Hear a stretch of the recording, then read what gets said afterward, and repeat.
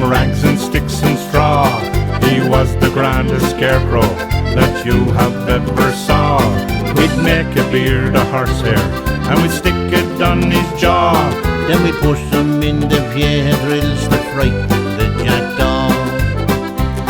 His trousers was me father's, with a patch upon its ass.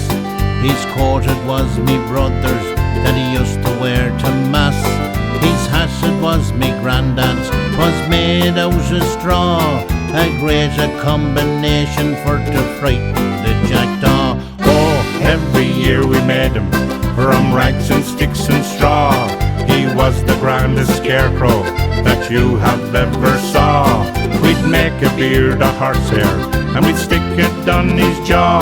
Then we push him in the theatre drills to frighten the jackdaw. The birds that didn't like him, of that there is no doubt.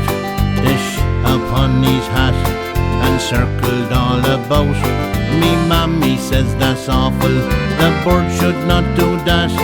But every year they do the same, they shake upon his hat. Oh, every year we made him from rags and sticks and straw. He was the grandest scarecrow that you have ever saw. We'd make a beard of horsehair and we'd stick it on his jaw.